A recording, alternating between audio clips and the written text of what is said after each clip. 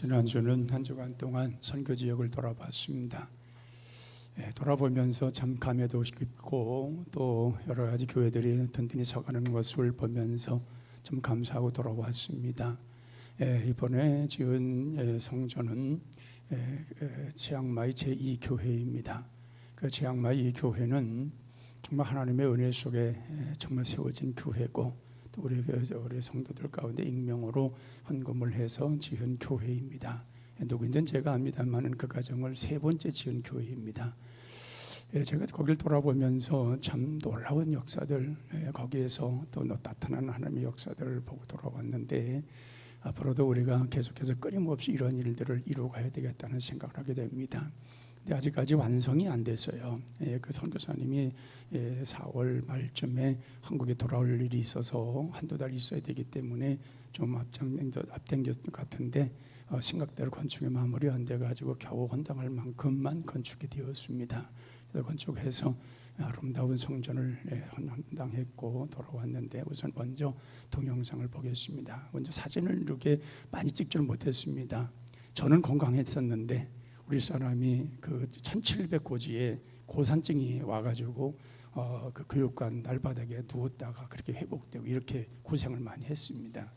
그래서 사진을 많이 못 찍었기 때문에 짤막하게 편집을 했으니까 잠깐 그 상황을 보겠습니다.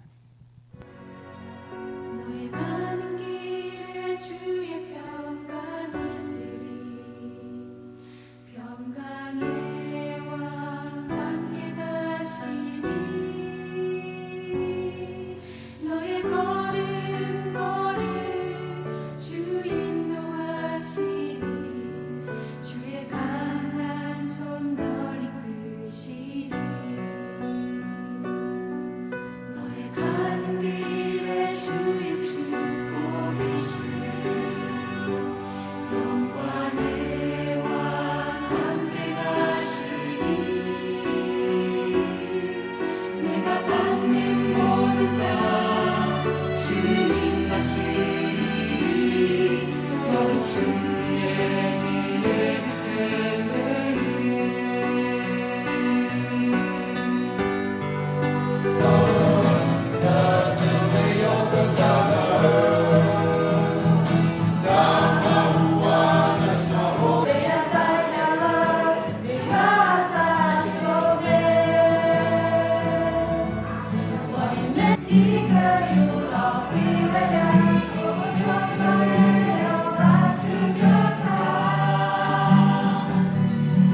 ต่อไปก็เราจะฟังเพลงที่10นะจาก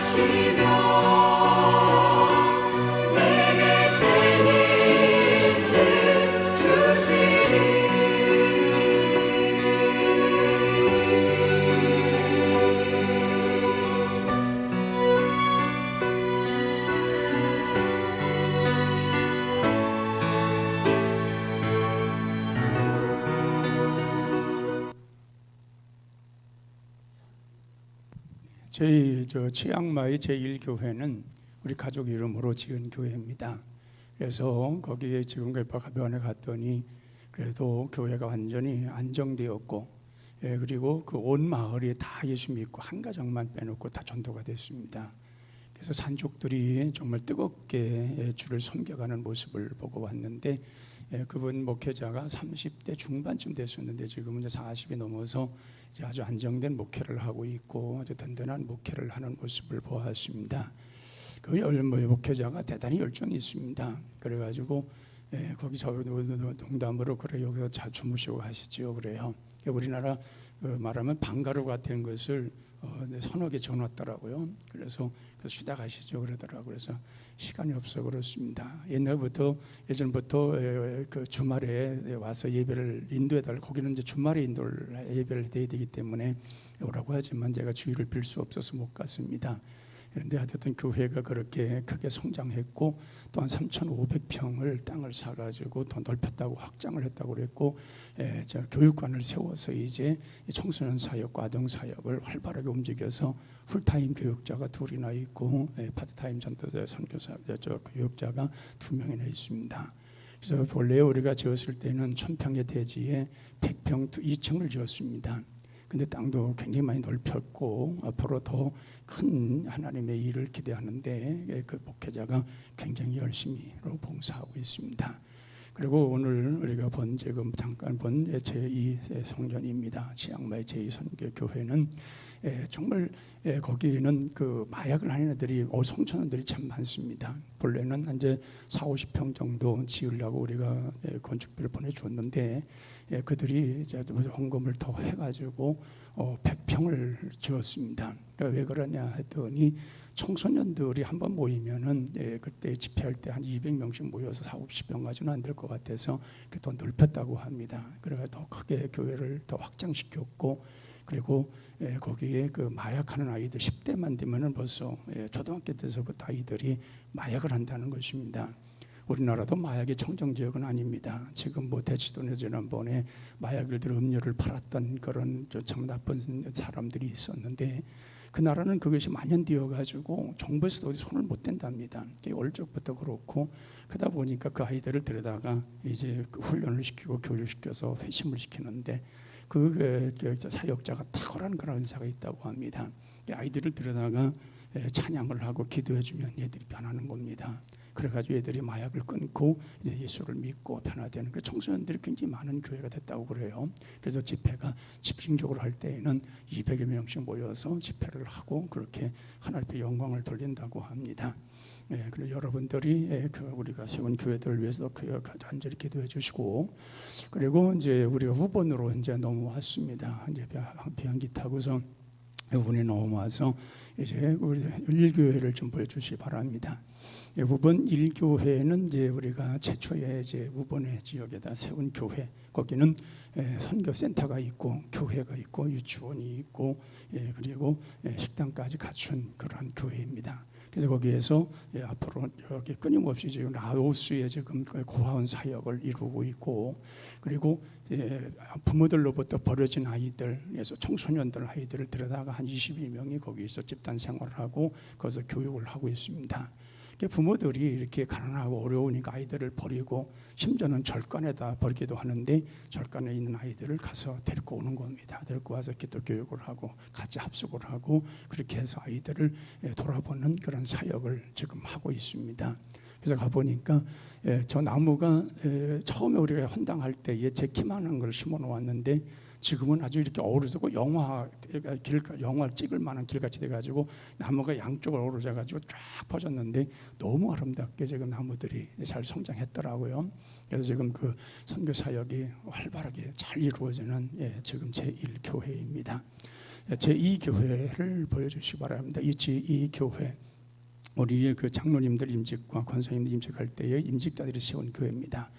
가보았더니 목회자가 열정도 있고 열심으로 주를 섬겨서 교회가 끊임없이 성장하고 있습니다. 그분이 하는 말이 그렇게 전도를 하고 다녔는데도 전도가 안 됐는데 교회를 세우서부터 전도가 되어지고 그러면서 자기도 모르는 가운데 그렇게 사람들이 들어온다고 그래요. 그러면서 앞으로 3-4년 동안에 100명 이상의 예수를 이렇게 모아놓을 테니까 와서 세례를 베풀어 달라고 웃으면서 얘기를 하더라고요. 그래서 이 교회가 이렇게 세계적들도 들어오면서 편안하게 안정되고 성장하는 모습을 보고 돌아왔습니다. 제3교회입니다. 제3교회는 시골길에 있습니다. 그래서 그 앞으로 이제 도로가 나긴 나는데 이제 정부에서 돈이 없다 보니까 오다가 교회 앞에서 멈췄어요. 그게 딱 완전히 뚫려가지고 큰 도로하고 연결되면은 그 지역이 좀 발전은 좀 되겠던데 아직까지 시골 교회라 어려움이 많이 있습니다. 그래서 그거에 가 보니까 재정도 어렵고 그래서 보니까 이 앰프 시설도 안 돼 있어가지고 주말마다 빌려와 가지고 예배를 드리고 또 가져가고 선풍기도 제대로 있지 않아가지고 그런 모습이라 급하게 6대의 선풍기를 사주고 왔습니다. 아마 앰프도 우리가 좀 설치해 줘야 될 것 같습니다. 어려우니까 시골이다 보니까 헌금이 들어오질 않아요. 교인들이 있는데 헌금이 안 들어오다 보니까 이런 어려움이 있습니다. 그리고 이제 거기 지역에서 이제 선교 사역을 하는 선교사님을 만났는데 태국의 그 끝자락입니다. 거기 루번의 끝자락 그리고 라오스, 캄보디아 전쟁이 일어날 때마다 힘 있는 나라가 쳐들어오면은 그 나라로 됐다가 또 이쪽 밀려면 또 이 나라 됐다가 그래서 거기에 3개국이 이렇게 점령을 했다가 해가지고 혼혈되어 있는 그런 마을 아주 딱한 마을에서 이제 선교하는 선교사님을 보았는데 이번에 팬데믹으로 인해서 선교사들이 다 탈수하고 우리가 하는 선교사하고 그분 선교 2사람만 남았다고 그러더라고요. 거기에서 그래도 그 어려움 속에 버티면서 대지를 한 850평을 지금 준비해 놓았는데 교회를 지을 스폰서를 교회를 좀 찾고 있더라고요. 그래서 하여튼 한번 기도합시다. 하필 우리가 교회를 이렇게 짓고 있는 걸 소문이 나가지고 이제 선교사님도 이제 자기 보고 하면서 도움 달라 얘기하길래 하여튼 기도합시다. 난 모르겠습니다. 하나님이 하실 일입니다 하고 돌아왔습니다. 그래서 우리가 필리핀에도 지금 교회 지어달라는 교회가 한 3,500 정도 들어서 지금 저희들한테 신청이 들어왔고 지금 여기 지역은 한 2,500 정도면 진다고 하는데 그래서 하여튼 기도합시다 하고 왔습니다. 이런 모습을 보면서 우리가 주님 오시는 그날까지 이런 선교 사역을 끊임없이 하는 것, 행복해 하는 것, 정말 우리가 이 팬데믹 시기에 다른 교회들 참 어렵다고 그러고 힘들다고 했지만 팬데믹 시대에 우리가 교회를 5개를 진 겁니다. 그 정도 하나님이 우리 교회를 들어 쓰시고 있고 선교하는 일에 하나님이 크게 인도하시기 때문에 우리가 하고자 하면 분명 하나님은 모든 걸 이루고 가시고 그런 복된 일은 분명 일어나게 될 것입니다. 여러분들이 끊임없이 기도해서 주님 오시는 날까지 이 사역만 감당하면 딴 것까지 이르러 주의 일을 감당한다고 하면은 우리 모든 후손들이 우리가 심어놓은 이 모든 것이 싹이 나고 자라서 놀라운 축복을 임하게 될 줄로 믿습니다. 오늘 본문으로 돌아가 보면은 저기에 승리라는 말씀이 나옵니다. 부활을 통하여 얻은 승리가 뭐냐 하는 것입니다. 이 승리라고 하는 것은 좋은 것입니다. 이 패배라는 것은 누구든지 원하지 않는 것입니다. 운동 경기를 하는 사람이 승리해야 면류관을 받고 또한 금메달을 땁니다. 전쟁터에 나가서 싸우면은 반드시 이겨야만이 그 땅을 점령하고 자유함을 얻을 수 있는 겁니다. 전쟁에서 패해버리면은 속국이 돼버리고 종이 돼버리고 거기에 노예가 될 수밖에 없는 것입니다. 특히나 우리 영적인 이런 세계 속에서는 성령 하나님의 강력한 인도하심 속에 늘 우리가 승리하는 생활, 예수님께서 승리해 놓은 것을 지켜가고 그가 우리들 자신들도 이런 승리의 길을 걸어가는 것은 참 은혜 중에 은혜요 복된 그런 삶인 줄로 믿습니다. 그리고 우리 하나님이 모든 것을 이루어갈 때 하나하나 모든 처음부터 끝날까지 함께 하시는 하나님은 분명히 우리에게 이름을 주시고 승리를 주셨다는 것입니다. 그래서 예수님이 십자가에 죽으심으로 인해서 모든 끝난 줄 알았습니다. 이 마귀는 자기들이 세상에 올 줄 알았고 예수는 죽었다. 우리 세상이 올 것이다. 그렇게 하면서 그들은 잠언에 빠졌습니다. 그런데 3일 만에 예수님이 부활하신 겁니다. 부활하시고 그 악한 모든 권세를 완전히 장악을 하시며 모든 만물 앞에 무릎을 꿇도록 그 강한 능력으로 예수님은 부활을 하신 것입니다. 그래서 오늘 사도 바울은 말씀합니다. 사망아 너희 쏘는 것이 어디냐는 것입니다. 이 죽음의 화살을 어디에다 겨누냐면은 죄가 있는 곳에 거기다가 죽음의 화살을 겨누게 되어 있습니다.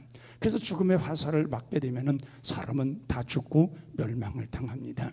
근데 부활한 모습은 다르다는 것입니다. 부활한 우리들은 죄가 용서되었고 구원받은 우리들은 죽음의 화살이 올 수가 없다는 얘기입니다. 죄가 있는 곳에 죽이기 위해서 죽음의 화살이 달려오는데, 그러나 우리는 부활했고 우리 죄가 용서되었고 하나님으로 해서 우리는 새 생명을 얻은 사람들에게는 결코 죽음의 화살이 들어올 수가 없다는 겁니다. 그래서 또 바울이 말하는 것입니다. 사망아, 너 쏘는 것이 어디냐는 겁니다. 죽음의 화살아, 너 쏘는 것이 어디냐는 겁니다. 우리는 죽음을 완성하시고 부활하신 우리 주님을 믿기 때문에 그 모든 곳에서 사망 곳에 깨뜨리고 계신 주님으로 해서 우리는 승리할 수가 있다는 것입니다. 이런 승리의 부활의 승리를 통하여서 하나님의 역사를 이룰 수 있다는 것입니다. 아마도 예수님께 십자가에 죽으심으로 인하여 그걸로 끝났더라면 모든 사람들이 예수라는 사람이 과거에 2000년 전에 죽었대, 그걸 끝났을 겁니다. 근데 2000년 역사 속에 이 교회들이 기독교가 강성하고 일으켜 세울 수 있다는 것은 부활신앙입니다. 하나님이 살아 계시다는 겁니다. 살아계셔서 우리와 함께 하시고 우리도 부활하여 새로운 모습으로 변화되어서 죽어도 우리가 살아서 하늘나라에 들어가는 이런 확정적 신앙이 있다는 겁니다. 멸망치 않고 영생 얻어서 하나님 나라에 들어가 우리 하나님과 더불어 영원한 세계를 바라보며 살아가는 이 산 역사가 있다는 겁니다. 이걸 가졌기 때문에 2000년 역사 속에 교회는 강하게 이루어졌고 강한 힘을 가졌고 사망 권세 깨뜨리신 예수님과 더불어 승리하면서 2000년 역사를 내려온 겁니다. 그래서 우리는 이런 2000년 역사 속에서 정말 예수님이 이 역사의 중심이 되셨고 그 주님으로 해서 우리는 모든 삶을 새롭게 하였기 때문에 우리는 이제 예수님과 더불어 우리 끝날까지, 세상 끝날까지 항상 이김을 주시는 주님과 감사하면서 승리하는 생활을 이루어야 될 줄로 믿습니다. 그래서 예수님이 십자가에서 달려 돌아가실 때에도 정말 우리 주님은 정말 나의 하나님, 나의 어째 나를 버리셨나이까. 우리가 생각해 보면은 왜 하나님의 아들을 버리셨지? 그런 의구심이 듭니다. 아들이신데 왜 십자가에서 죽으시도록 하나님 내버려 두셨냐는 겁니다. 대신하여 인간들을 왜 선택을 하시고 인간들에게 사랑을 베풀어 주셨냐는 겁니다. 아들은 죽이시고 우리 인간들을 왜 선택하셨냐는 겁니다. 이거는 단순합니다. 뭘 알아야 되느냐? 죄라는 것을 알아야 됩니다. 예수님이 죄가 없으실 때는 하나님이 버리지 않습니다. 그런데 우리 인간들의 죄를 담당하심으로 해서 죄를 뒤집어 쓰는 순간부터 하나님이 버림을 당한 겁니다. 그래서 하나님께로부터 버림을 당한 거예요. 나의 하나님, 나의 어찌하리 나를 버리셨나이까. 그 말 속에는 인간들의 죄를 하나님이 그에게 담당시키신 거예요. 그래서 예수님은 예수님 하나님으로부터 버림받고 죽임을 당한 겁니다. 대신하여 우리 인간들은 나이가 가지고 있는 죄가 예수님께로 옮겨져 담당되셨기 때문에 우리 이 죄가 용서된 겁니다. 그래서 우리가 용서된 우리들을 하나님이 선택을 하신 겁니다. 그러니까 뭡니까? 하나님으로부터 버림받을 이유가 없으신 주님이 나의 죄를 담당하시고 죄를 가져가셨기 때문에 그래서 버리심을 당한 겁니다. 그러나 우리의 죄가 예수님 옆에 옮겨졌기 때문에 하나님은 죄가 없는, 죄를 용서받은 우리 인간들을 선택을 하셔서 구원을 받게 하신 겁니다. 그러나 예수님을 하나님께서 영원히 버리신 것이 아니라 부활케 하심으로 인해서 이제는 모든 권세, 사망의 권세를 깨뜨리시고 이기신 예수님을 통하여서 이제는 산 소망을 갖게 하신 겁니다. 누구든지 그 예수를 믿으면 영생을 얻는다는 것입니다. 구원을 받는다는 것입니다. 그리고 그런 자와 더불어 세상 끝날까지 우리 주님이 항상 함께 하신다는 것입니다. 사도 바울은 이러한 예수님의 부활을 통해서 얻은 승리가 바로 우리에게도 이어졌고 우리는 그 예수님과 함께함으로써 이런 승리감을 갖고 살아갈 수가 있다고 하는 것입니다. 그래서 우리 믿는 자의 삶은 두려워할 이유가 없습니다. 지금 하나님의 살아계심을 믿는 우리들은 결코 두려울 이유가 없는 것입니다. 그 주님이 나와 함께 하시는 한은 우리 살아서 지금도 역사하시고 우리들과 함께 하시는 주님이 내 인생을 이끌어 가신다면 우리는 두려울 이유가 전혀 없는 것입니다. 그래서 오늘 51절에 보라 내가 너에게 비밀을 말하노니 말씀합니다. 무슨 비밀입니까? 우리가 다 죽는 것은 아니라는 겁니다. 물론 태어나서 주님 오실 때까지 육으로는 죽습니다. 그러나 우리가 죽는 순간에 영으로 부활해서 우리는 주님 나라에 들어갑니다. 그런데 예수님이 오시는 날, 재림하시는 날에는 살아있는 사람들이 있습니다. 살아있는 사람들이 호련히 변화된다는 겁니다. 왜냐하면 우리의 육신을 가진 우리의 몸은 썩어질 몸입니다. 이건 썩어지기 때문에 썩어질 몸은 하나님 내 들어갈 수가 없습니다. 그런데 순간적으로 우리가 썩지 않을 몸으로 변화되는 것입니다. 그래서 앞서간 모든 성도들, 구원받아서 하나님 나라에 간 모든 성도들을 예수님이 데려오시고, 그리고 우리는 호련히 변화되어서 우리가 공중으로 올림받아서 주님과 함께, 앞서간 성도들과 함께 여기 하늘나라에서 혼인잔치가 이루어진다는 겁니다. 그리고 우리가 내일이라도 우리가 살아서 우리 주님이, 우리가 사는 동안에 우리 예수님이 오신다면 우리는 변화됩니다. 우리의 이런 모습, 썩어질 우리의 모습이 아닙니다. 여러분, 우리가 생각해 보건대 병이 들고 나이가 들어서 정말 눈도 침침하여 볼 수 없는 그 모습으로 천국에 가면은 하나님이 기뻐하시겠습니까? 그렇기 때문에 하나님께서 변화시키는 겁니다. 우리가 하늘나라 갔을 때는 가장 아름다운 천사의 모습처럼 변화시켜서 하늘나라에 들어가는 겁니다. 하늘나라를 가면은 사람들의 모습이 여러분의 모습이 아닐 때 서로 모른다는 겁니다. 그런데 어떻게 아느냐? 영으로 안다는 겁니다. 영으로 저분이 우리의 부모님이고 저분이 우리의 형제이고 영으로 느끼지, 우리 육신에 이런 똑같은 얼굴이 아니기 때문에 얼굴로, 이 모양으로서는 모른다는 것입니다. 왜냐하면 하나님 나라에 갔을 때에는 부모 형제가 없습니다. 오직 하나님과 더불어서 하나님 안에서의 모든 자녀들입니다. 그래서 할아버지도 아버지라고 말하고, 아버지도 아빠도 아버지라고 말하고, 손주도 손자도 다 아빠라고, 아버지라고 하나님을 부르는 겁니다. 이게 하나님 앞에서는 개체입니다. 부모님이 계시고 뭐 이런 게 아닙니다. 개체입니다. 하늘나라 갔을 땐 다 개체로 가는 겁니다. 하나님을 아버지로 모시고 그렇게 가는 것이라 그 말이에요. 그렇게 갈 때에 우리 호련히 변화되어서 아름다운 모습으로 변화되어서 이 땅에 살아간 동안에 나는 이렇게 왜 이렇게 좀 남들보다 더 뛰어나게 이렇게 못생겼나, 외모로 그렇게 열등감에서는 걱정할 필요가 없습니다. 하나님이 다 알아서서 아름답게 변화시켜서 그렇게 갈 것이기 때문에 그렇습니다. 사도 바울은 그것을 비밀이라고 말하고 있습니다. 앞으로 장차 되어질 일을 너희에게 말하는데 바로 이렇다는 겁니다. 그래서 우리는 썩지 않을 몸을 입고 우리는 부활체로 인하여서 하나님 나라에 들어가는 그 사망의 권세를 이기고 죽음의 권세를 이기면서 이런 확실하게 부활체로 변화되어서 하나님을, 우리 주님을 만날 것이기 때문에 여기에 큰 소망을 두고 살라는 것입니다. 그러므로 부활은 우리의 큰 소망입니다. 이건 부활은 우리의 큰 기쁨인 것입니다. 우리 모든 인류 역사 속에 이 부활을 통하여서 새 생명을 주시는 우리 주님은 정말 마음껏 우리가 찬양하며 그 주님을 위해서 주님과 함께 더불어 세상을 살아가야 되는 것입니다. 그럼 우리 역사 속에 나의 중심 속에 오셔서 나를 인도하신 그 주님은 영원히 하나님의 사람으로 살아갈 수 있도록 우리를 인도하실 것입니다.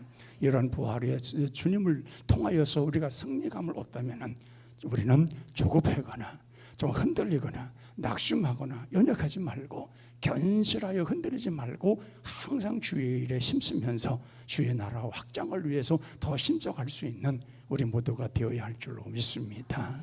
기도하겠습니다. 하나님 아버지, 정말 우리 주님께서 이 땅에 오셔서 행하신 모든 일들 속에 주님이 죽으셨다가 3일 만에 부활하신 부활의 능력으로 인하여서 우리가 얻은 큰 승리가 있습니다. 사망 권세를 이겼습니다. 죽어도 사는 능력을 받았습니다. 그래서 정말 우리 주님과 더불어 이 땅에서도 부활하신 주님과 더불어 승리하는 삶을 살아가고 주님 나라에 갔을 때 영원히 죽지 않는 모습으로 살아갈 것을 생각하며 이러는 부활의 산소망을 가지고 승리하는 저희들 되게 하여 주시옵소서. 지금도 살아계셔서 우리 곁에서 역사하시는 주님을 늘 바라보면서 그 주님을 증거하면서 또 하나님 나라 확장을 위해서 우리 모두가 다 쓰임받기 위하여 더 견고하여 신실하여 흔들리지 말고 항상 주의 일에 힘쓰는 우리 모두가 되게 하여 주시옵소서. 예수님의 이름으로 기도하옵나이다. 아멘.